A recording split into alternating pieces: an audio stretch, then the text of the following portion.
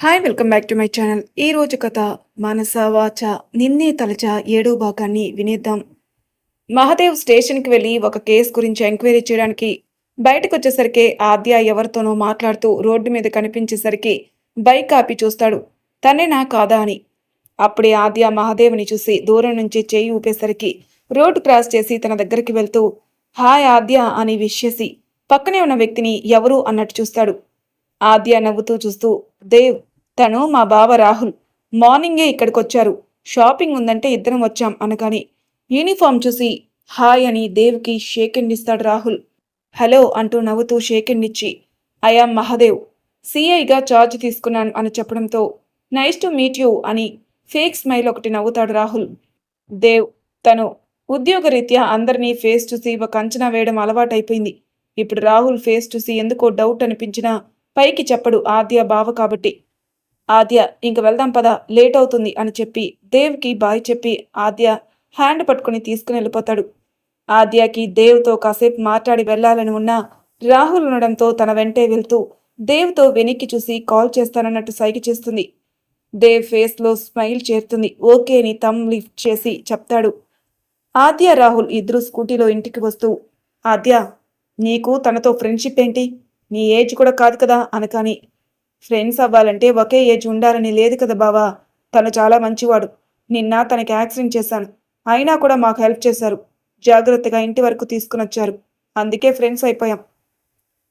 రాహుల్ ఆద్యాని చూసి సర్లే అని మనసులో నీతో నాకెందుకులే, నాకు కావాల్సింది నీ అక్క అమూల్య. నేను తనని పెళ్లి చేసుకోవాలి. ఆ తర్వాత ఈ ఆస్తంతా నా పేరు మీదకి షిఫ్ట్ చేయాలి. అబ్బో చాలా పనులున్నాయి ఇంకా. ప్రెజెంట్ నేను అమూల్య ముందు మంచి వాళ్ళ నటించి తనని నమ్మించాలి అనుకుంటాడు. ఇంటికొచ్చేసరికి మీనాక్షి, తాయారమ్మ ఇద్దరు సోఫాలో కూర్చొని కబుర్లు చెప్పుకుంటూ ఉంటారు. కొడుకు మేనకోడలు ఇద్దరు పక్కపక్కనే వస్తుంటే మీనాక్షి గారు వాళ్ళిద్దరినీ చూస్తూ ఉంటారు. తాయారమ్మ గారు, రాహుల్, నీకు కావాల్సినవి అన్నీ తెచ్చుకున్నావా అని అడిగేసరికి హా తీసుకున్నానమ్మమ్మ అని తన గదికి వెళ్ళిపోతాడు షాపింగ్ బ్యాగ్స్తో. ఆద్య రూమ్లోకి వెళ్దామనుకునే లోపే అమూల్య వచ్చిందనడానికి గుర్తుగా కార్ సౌండ్ వినిపించి గుమ్మం వైపు చూసి నానమ్మ అక్కొచ్చేసింది అని సంతోషంతో చెప్తుంటే మీనాక్షి, తాయారమ్మ గారు కూడా అమూల్యను చూసి నవ్వుతూ ఉంటారు. మీనాక్షి అంటే మేనత్తగా అమూల్యకున్న ఇష్టంతో తనకు ఇష్టమని సీతాఫలాలు, సపోటా తీసుకుని వస్తుంది. మీనాక్షి గారితో పలకరింపులయ్యాక అత్తయ్య, ఇవిగో నీకు ఇష్టమని తీసుకున్నాను. 2 కవర్ల నిండా ఉన్న ఫ్రూట్స్ని ముందుకు పెట్టగాని చిన్నపిల్లల సంబరపడిపోతూ ఇవెలా తెచ్చావమ్మో, ఈ సీజన్లో దొరకవు కదా అని అడిగేసరికి ఇప్పుడు సీజన్తో పని లేదత్తయ్య, అన్ని ఫ్రూట్స్ అన్ని సీజన్స్లో అవైలబుల్గా ఉంటున్నాయి. నాకు తెలిసిన వాళ్ళ దగ్గర తీసుకుని వచ్చాను. టేస్టీ అండ్ హెల్దీ ఫ్రూట్స్, హ్యాపీగా తినచ్చు, ఏ భయం లేకుండా అని చెప్పి లంచ్ చేశారా అని అమూల్య అడిగేసరికి ఇప్పటి వరకు తినకుండా ఉంటామా అమ్మో తల్లి, ఇంతకీ నువ్వు తిన్నావా లేదా? లేదు నానమ్మ, వర్క్ కంప్లీట్ చేసుకుని ఫ్రెండ్ని మీట్ అయ్యి డైరెక్ట్గా ఇంటికి వచ్చేసాను. అయ్యో, ఇప్పటికే టైం 2 దాటింది, ఇంకా తినకుండా ఉంటే ఎలా తల్లి, పద తిందువు గాని అంటూ డైనింగ్ టేబుల్ దగ్గర కూర్చోబెట్టి ప్లేట్లో వడ్డించేసరికి నువ్వే తినిపించే నానమ్మ అనడంతో ఆవిడ సంతోషంగా తినిపించి వాటర్ ఇచ్చి ప్లేట్ తీసుకుని కిచెన్లోకి వెళ్ళిపోతారు. అమూల్య వాటర్ తాగి పైకి లేచి తన రూమ్కి వెళ్దాం అనుకునేసరికి హాయ్ అమూల్య అని నవ్వుతూ వస్తాడు రాహుల్. తన్ని చూడటమే అసహ్యంగా ఫేస్ తిప్పేసుకుని తన రూమ్కి వెళ్దాం అనుకుంటే తన చేతిని పట్టుకుని వెళ్లకుండా పక్కనున్న రాహుల్ రూమ్లోకి లాక్కెళ్ళిపోతాడు. అమూల్య భోజనం చేసేటప్పుడే మీనాక్షి గారు కాసేపు పడుకుంటారని చెప్పి వెళ్ళడంతో ఆద్య కూడా తన రూమ్లోకి వెళ్ళిపోతుంది. సో వాళ్ళని ఎవరూ చూడరు. అమూల్య రూమ్లోకి రాగానే చేతిని విదిలించుకుని రాహుల్, బిహేవ్ యువర్ సెల్ఫ్ అని వేలు చూపించి వార్నింగ్ ఇచ్చేసరికి అమూల్యని గోడకు లాక్ చేసి 2 వైపులా చేతులు గోడ కానిచ్చి ఏంటమ్మో, నేను నీకోసమే వచ్చాను తెలుసా, నువ్వేమో ఇలా నేనంటే నచ్చినట్లు ఉంటే ఎలా? త్వరలో మన ఇద్దరికి పెళ్లి జరగబోతుంది. సో ఇప్పటి నుంచే ప్రిపేర్డ్గా ఉండు సరేనా అని ముద్దు పెట్టుకోవాలని చూసేసరికి తన బలవంతా ఉపయోగించి వెనక్కి నెట్టేసి డోర్ ఓపెన్ చేసుకుని బయటికి వెళ్ళిపోతుంది. అమూల్య పరుగున మెట్లెక్కి వెళ్ళడం చూసిన తాయారమ్మ గారు ఏమై ఉంటుంది అనుకుంటూ పక్కకు చూసేసరికి రాహుల్ కనిపించడంతో ఆశ్చర్యంగా చూస్తూ మనసులో వీడేమైనా చేస్తుంటాడా అనుకుంటూ చచ, అనవసరంగా ఏదేదో ఊహించుకోవడం మంచిది కాదు. మీనాక్షి ఏమో రాహుల్కి అమూల్యకి పెళ్లి చేయాలని ఆశపడుతుంది.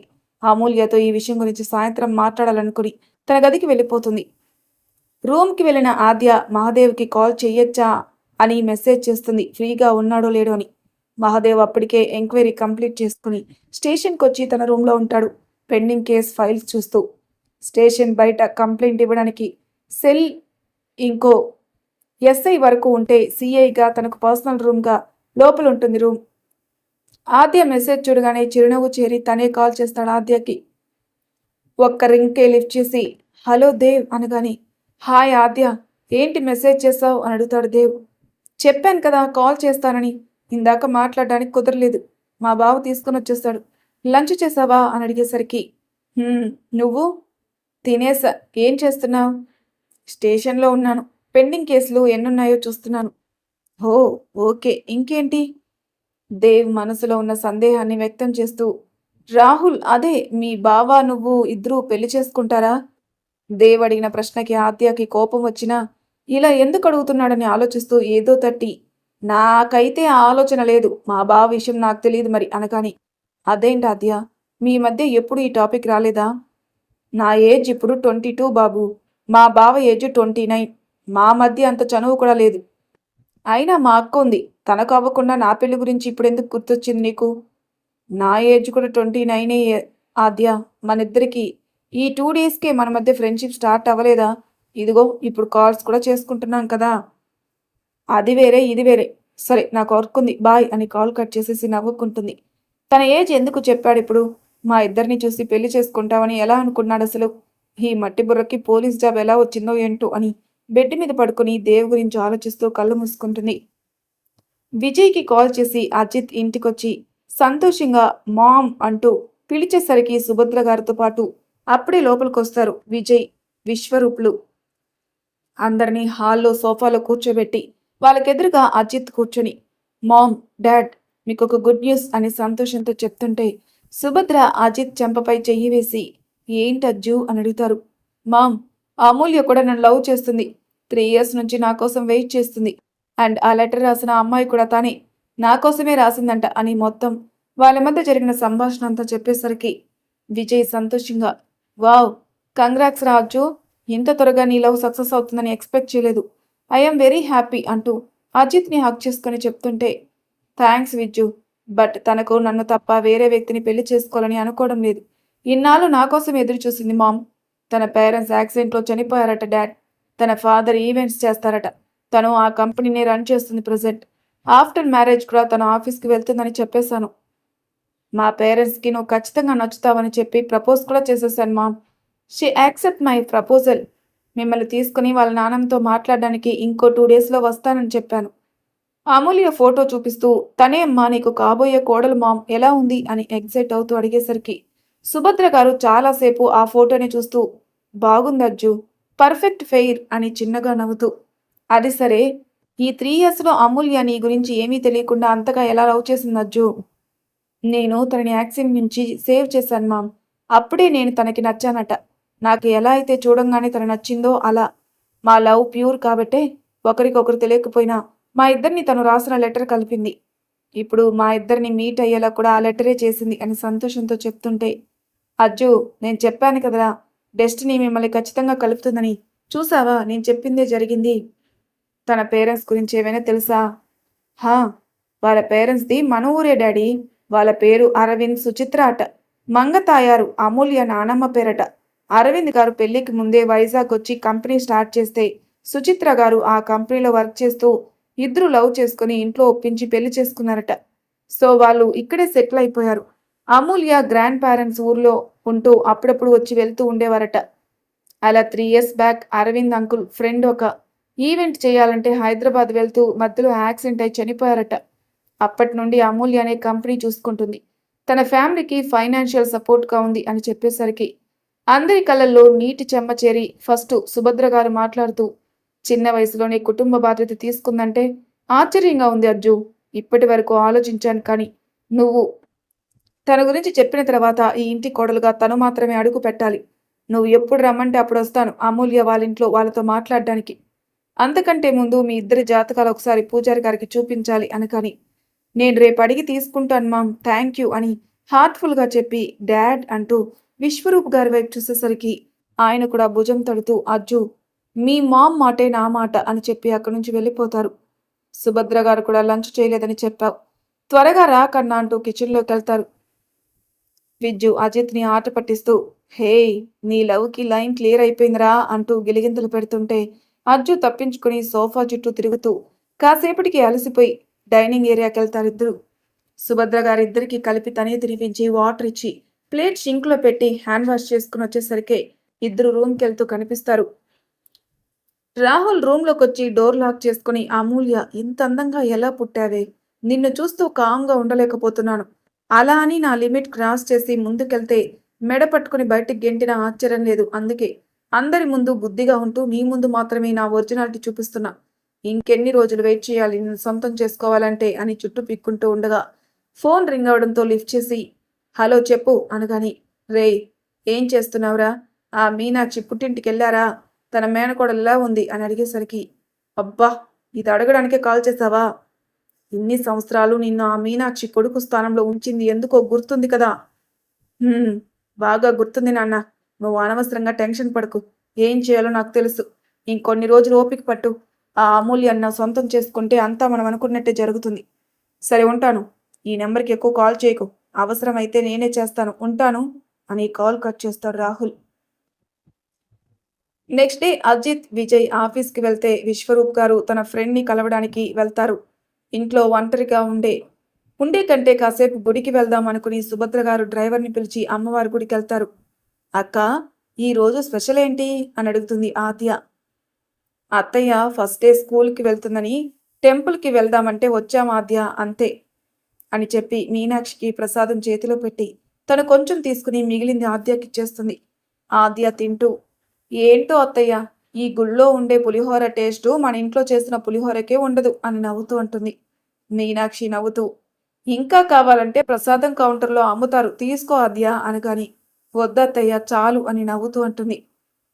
ఒక ఆవిడ దర్శనం చేసుకుని వచ్చి కూర్చొని వాళ్ళ పక్కన వినిపించిన మాటలు వింటూ ఆద్య మాటలకి నవ్వుకొని, అమ్మాయి ఆద్య, ప్రసాదం తీసుకో అని పిలవడంతో ఆద్య వెనక్కి తిరిగి, ఆంటీ, నేను నీకు తెలుసా అని ఆశ్చర్యంగా అడిగేసరికి, లేదు ఆద్య, ఇప్పుడు నీ మాటలు విని పిలిచాను, నీకు ప్రసాదం ఇష్టం కదా అని.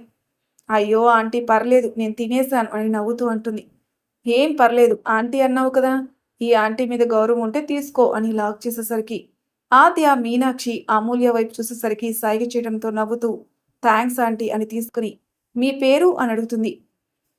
సుభద్ర అని అమూల్య వైపు చూసేసరికి అమూల్య అప్పటి వరకు ఫోన్లో అనితకు ఇన్స్ట్రక్షన్స్ ఇస్తూ ఉండడంతో సుభద్రని చూడదు.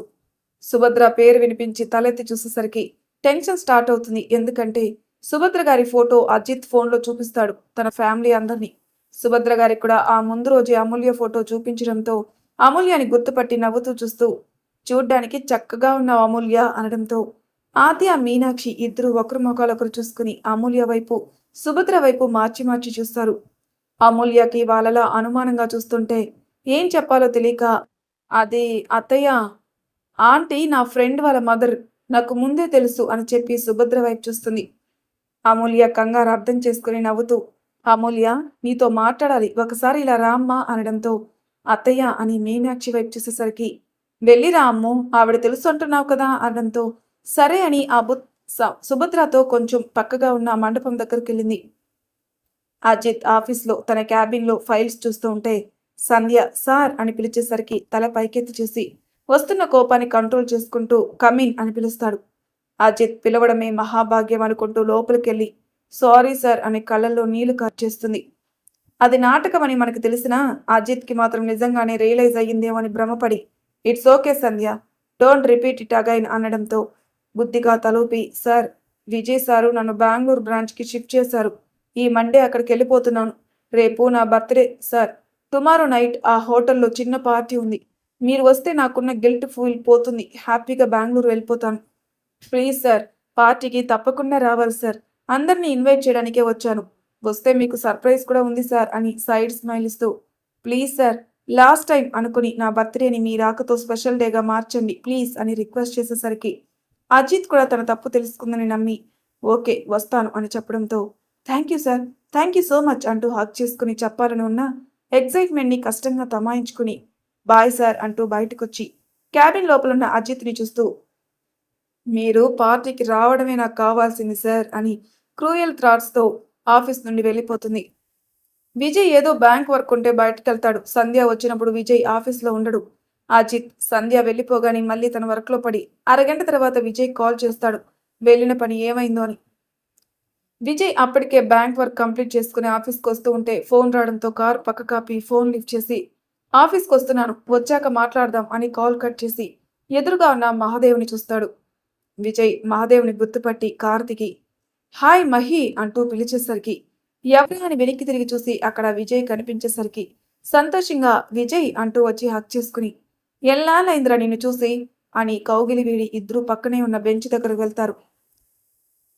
మరి తర్వాయి భాగంలో ఏం జరుగుతుందో నెక్స్ట్ ఎపిసోడ్లో తెలుసుకుందాం. అంతవరకు నా ఛానల్ సబ్స్క్రైబ్ చేయడం వల్ల ప్లీజ్ సబ్స్క్రైబ్ చేసుకోండి, లైక్ చేసి షేర్ చేయండి, మీ అభిప్రాయాలు నాకు కామెంట్ రూమ్లో తెలియజేయండి.